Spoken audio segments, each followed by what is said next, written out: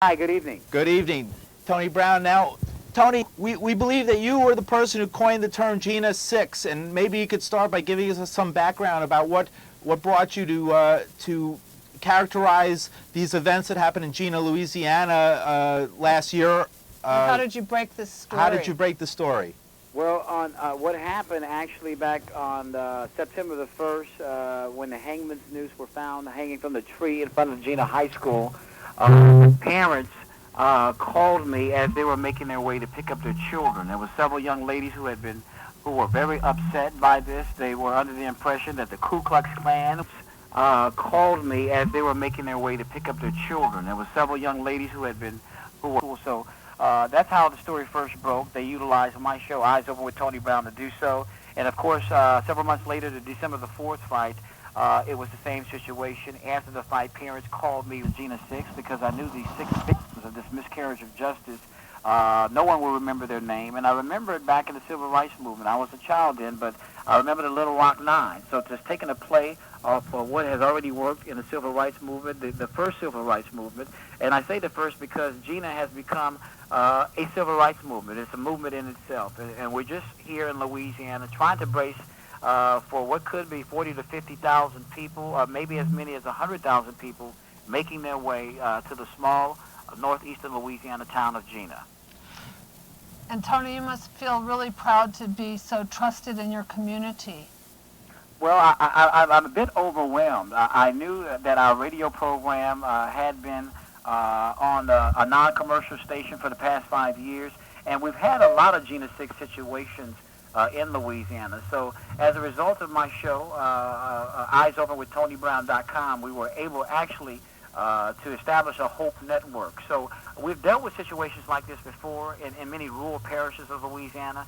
So we have established a Hope Network featuring the United States Justice Department, the ACLU, the NAACP, and many other groups like Al Sharpton's National Action Network, Jesse Jackson's Rainbow Push Coalition, and many organizations that we can go to for help whenever there's a just cause and where people are not doing the right thing. And certainly that's the case in reference to this Jena 6 case. So I'm really overwhelmed at the national and international attention because I've been in the trenches of racism in this clannish community right outside of Jena. Particularly, I broadcast out of Alexandria, which is just maybe about 45-minute drive from Jena. We're the closest metropolitan area to that town. And it's just glad to get some help. We're just glad to get some help. Tell us a little bit about the conditions. You said this clannish community.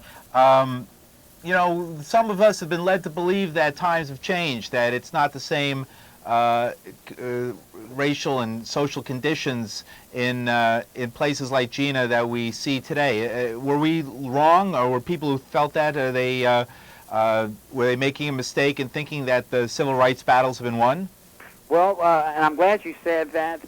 There are some pockets in rural Louisiana in which there's a white majority and a black minority, in which African Americans are economically oppressed because they have to depend on their income from some people who might not have a righteous heart. But in reference to Jena, Louisiana, Jena has always been a segregated community. Nothing has changed in Jena, with the exception you don't have openly the black and white water fountains. But Jena is a town that didn't get the memo. They didn't get the civil rights memo. So it's like going back in time to the 50s, in which blacks are subservient. The jobs are menial. There's only 3 African-American owned businesses in Jena by comparison to some 100 or plus businesses. But the bottom line here is that Jena didn't get the civil rights memo, and nothing really in that town has changed. Well, we heard that a lot of the businesses are going to close on Thursday for the rally. Can you tell us a little bit about that, too? Well, you're exactly right. I don't know if it's a precaution as far as security reasons, or if it's just get out of the way. I think the people of Jena and the law enforcers there have been very tolerant of this, what I call an invasion of their community. That's what they're calling it. But we're urging people to come out with the right attitude. A peaceful protest is what we have stored. But yes, many businesses have closed, as well as all of the schools in LaSalle Parish. So for the good folk of Jena, at least to get a holiday out of what was originally Mychal Bell's sentencing date. Tell us a little bit about the prosecutor in this case. He seems to have really gone full wild, just hog wild with this case, and refuses to back down even at this late date. My understanding is that in the case of the young man who was recently had his charges overturned for being charged as an adult when he was 16 years old, that they refused to show up in court to have a bail hearing on that. Exactly. Because Jena is such a small community, and in LaSalle Parish, obviously the county seat is Jena. There's only one courthouse. So the primaries that you're dealing with in the legal system in LaSalle Parish, in the adult system, are the same ones you have to deal with in the juvenile system. So it's almost asinine and oxymoronic that all they have to do is walk from one chamber across the hall to the other chamber, and we still have to deal with what I call this poor leadership in Jena, whose hearts have been hardened like a pharaoh, like the pharaoh in Moses' time, whose hearts were so hardened that he refused to let his people go, despite the people being plagued, despite the people being ostracized. This guy, bottom line here, his heart has been hardened, and we're just trying to say, let our children go. Right. Was let's talk a little bit, I just recap the incident, because a lot of people are just hearing about this for the first time, even though it's been on the news, but it's a fairly new story to people, and maybe you could tell us exactly from what you understand, what happened. How did this occur? How did the whole incident unravel? Okay, as quickly as I can. Last year on Thursday, August the 31st, a group of black freshmen, particularly one African-American child. What's very unusual about Jena is they have what I call self-imposed segregationism. Black kids and white kids don't even interact, and they actually go to school together until they reach high school, the 9th grade. So when school started last year, there was this one African-American freshman who noticed something strange, something unusual, something he wasn't accustomed to. He noticed that this tree in front of the school, after lunch, that only white kids would sit under it and congregate and socialize, and that no blacks, they would have their space, and the whites, of course, would get under the shaded tree. So he stood up on that day at a school assembly and asked the principal, is it okay for black students to sit under that tree? And, of course, the principal, Scott Wyndham, told him, of course, you can sit anywhere you want. Well, the very next day, on September the 1st, two nooses were found hanging from the tree in question. Two of the nooses were black, and one was gold, and, of course, that's the Jena High School colors. What happened the following day, when black students staged an impromptu protest under the tree on Wednesday, September the 6th, a school assembly was hastily convened. Flanked by police officers, the district attorney, Reed Walters, warned black students that additional unrest would be treated as a criminal matter. And according to multiple witnesses, Walters warned the black student protesters that I can take your life away and make your lives disappear with the stroke of a pen. Now, this was widely interpreted as a reference to the filing of the charges carrying a maximum sentence of life prison. And, of course, what transpired a month later, the school main building burned down in November. A month after that, in December, one of the members of the Jena Six, I call them victims of this miscarriage of justice, Mychal Bell, was invited to an off-campus school dance at something called the Fair Barn. Now, these two black males went to this dance, and they were attacked by a white mob of grown men, 8 to 9. One of the victims, Mychal Bell, a member of the Jena Six, was hit over the head with a bottle, knocked unconscious, had to be dragged away by his friend. They went to the police department with their parents to file a report, and they named every last one of their attackers. And although they named and pointed out to their attackers, the Jena police refused to arrest anyone with the exception of one white male, and they charged him with simple assault. Well, the very next day, Mychal Bell and another friend were coming out of the Gotta Go convenience store in Jena, and he noticed one of the guys who had attacked him the night before. And the attacker noticed him. So the attacker went to his truck, pulled out a double-pump action shotgun, and at the time he's pulling the gun out of the truck, the two black male youth ran up on him and were able to overpower him, take the gun away from them. Not knowing what to do, they unarmed the gun, and they ran off. One of them hid the gun behind their grandfather's house in an old beat-up red pickup truck, and lo and behold, a couple hours later, the Jena police arrested both of them and charged both of them with possession of stolen property. So what happened the following school day, After that particular incident, which happened on Saturday, that following Monday is when the fight ensued. Justin Barker, the so-called white victim in this case, had been taunting Mychal Bailey all morning long, according to eyewitnesses and Bailey himself, stating that you had gotten your butt kicked, and it happened over the course of 3 hours. And right after lunch period, he had said it again, and one of Mychal Bailey's friends, Mychal Bell, who was the first one convicted of the Jena 6, allegedly, and according to witnesses, knocked Justin Barker to the ground. He was knocked unconscious. The whole incident, what we call a schoolyard tussle, took less than a minute. And, of course, originally the detective in this case charged all 6 of the black children with simple battery. A day later, the district attorney, Reed Walters, went and got Mychal Bell from the juvenile facility, brought him to the adult jail in LaSalle Parish, and upgraded all of the charges for all 6 of these victims to attempted second-degree murder and conspiracy to do the same. So what you have in Jena is when white children do things, or white youth and adults do stuff, they get a slap on the wrist, hardly any jail time, and they get sent home. When black children, even at school, make a minor infraction like a schoolyard fight, normally according to the LaSalle Parish School Board disciplinary policy, when kids are engaged in a fight, they get sent home for 2 to 3 days. The problem here is when they, with the Hangsman's noose, they identified 3 white males of the rodeo team. No police were ever called in that situation. In fact, not even to date. What we would widely accept as being a hate crime by the federal statute. So when you hang a Hangsman's noose in a public place or in front of someone's home, according to the federal statutes, that's a hate crime. So no arrests were made in that situation. In fact, the school principal recommended that they be expelled for the entire year. The school board, which their makeup is 7, only 1 African-American, held their own meeting, overruled the principal, and sent them back to school, in which they served 2 days of in-school suspension. So the problem is not about being black or white. It's about being right and wrong. And it seems like if you're white in Jena, you get sent home and a slap on the wrist, and if you're black, you get arrested, handcuffed, and sent downtown and go directly to jail and do not pass go. And is Mychal Bell still in custody? Believe it or not, the tragedy in this is that Mychal Bell's adult sentence was vacated by the Third Circuit Court of Appeals in Lake Charles on this past Friday.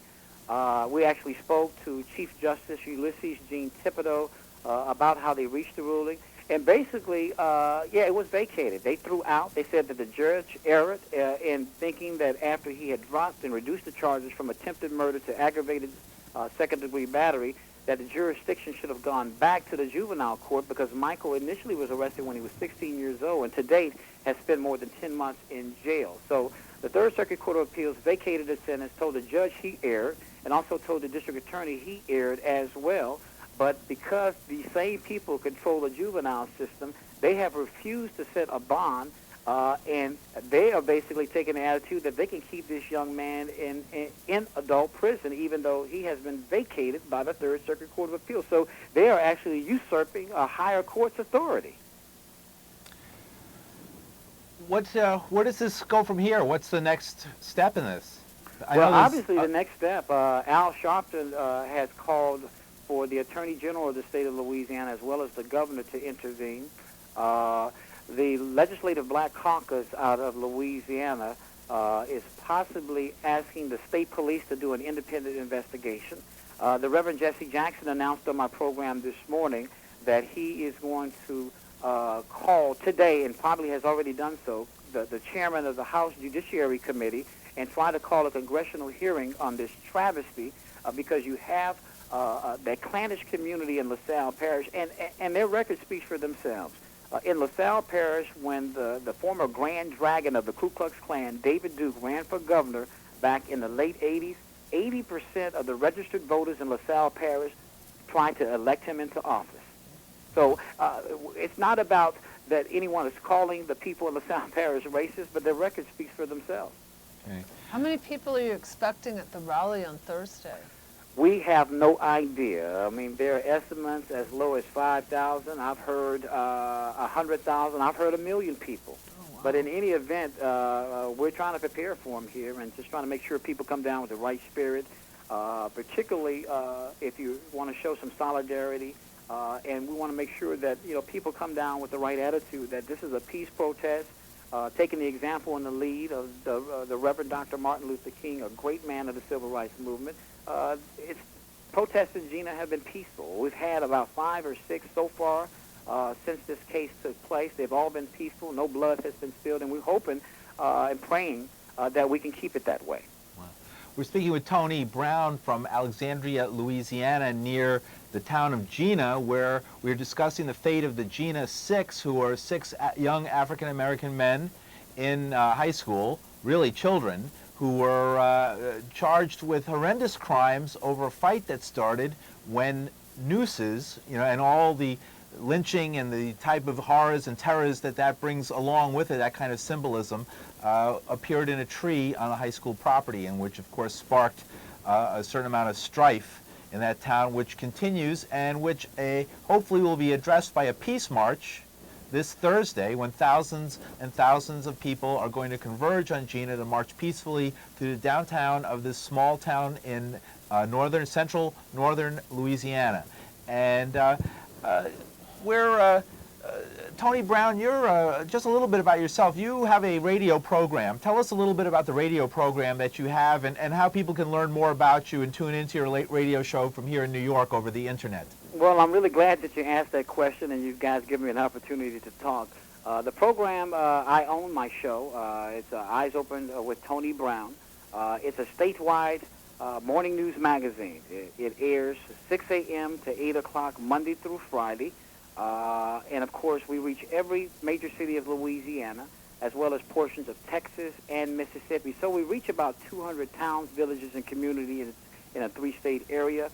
We have been voted by Arbitron as being the highest-rated call-in talk show in the state of Louisiana, and really my show has a crossover audience. It's about 65% African-American, about 35% Caucasian. I am a journalist by profession, a broadcast journalist with both experience in television and radio, and we have been, I guess, dedicated to exposing unrighteous causes. We've had a lot of Jena 6s in Louisiana. So we're old hat at this. So when people are in trouble, I've established, again, the Hope Network, a list of lawyers, a list of civil rights organizations that we can call immediately to get them on this, to expose this. Because it's like if you have an infestation problem in your home, let's say cockroaches, for example. While the light is off, the cockroaches will rummage through your cabinets, they will steal from you, but as soon as you turn on that light, they will scatter. And, of course, as it pertains to unrighteous people doing unrighteous things, we try to expose them to a statewide audience. In effect, we're that light, and we focus attention on them, and that has been something that's been new, particularly in the state of Louisiana, a state that has been deeply rooted into nepotism, cronyism, and just even elected officials doing illegal things. So we basically are trying to keep people in contact with what's taking place in Baton Rouge, and also establishing a statewide network that when something goes wrong, when people are doing bad stuff, whether it's police officers, whether it's a city government, we expose it, and we tell the world. They can visit my show on the World Wide Web, and they can listen to the broadcast live on Central Time, 6 a.m. to 8 a.m. with Eyes Open with TonyBrown.com. Okay. Right, that's excellent. All Well, right. with all the Katrina people displaced all over the states, I'm sure a lot of people are really interested to hear news from Louisiana. Well, I'll tell you what, any listeners that want to find out actually what's taking place, accurate information from a journalist, not a DJ or a comedian with a syndicated program, because there's a lot of misinformation on the World Wide Web. There's a lot of unbelievable stories that are supposed to be connected to the Jena 6 that actually have me scratching my head. So if people want to get the facts as it pertains to someone who actually broke the story and coined the phrase the Jena 6, we're up there every morning making sure that we have the facts and that people get accurate information. Because I think when people put misinformation out, it does a disservice not only to the victims, the children, but also their families. We mentioned briefly Katrina. How is the fallout from Katrina affected you, and does it play into this situation at all in Jena? Not really. I mean, the people from Katrina who have failed to return to New Orleans are certainly scattered throughout Louisiana. We have quite a few of them here in central Louisiana. They have They have integrated into our communities, and they're just glad to be in Louisiana for those who are still here in the state. So it really is not a factor.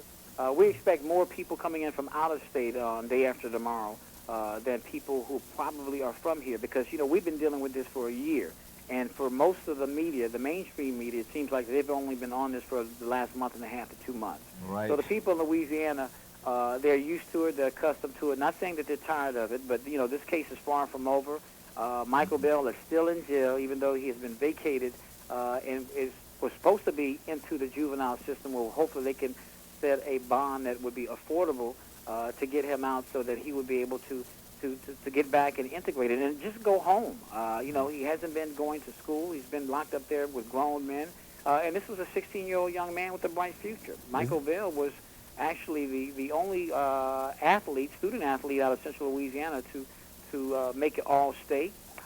He had at least 11 scholarship offers to big schools like LSU, even the University of Alabama.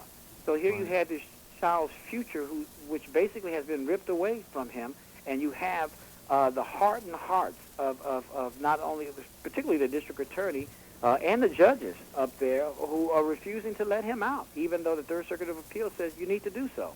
Wow. Well, thank you very much for joining us on Let Them Talk.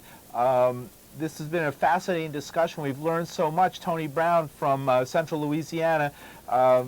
Eyes Open with TonyBrown.com, and you're doing great work, Tony. Yes, thanks a lot, and continue the good work, and we hope to hear from you again to keep updated on this issue with the Jena 6 in Louisiana. Well, guys, I tell you what, God bless y'all for allowing me to talk on your program, Let Them Talk. And, of course, again, I'll say this.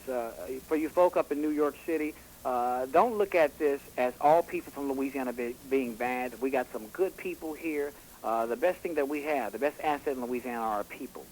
We have good food. We have good culture. We love visitors to come into our state. But we still have some problems. And we have a lot of Jena 6 taking place, and it's happening all over the country.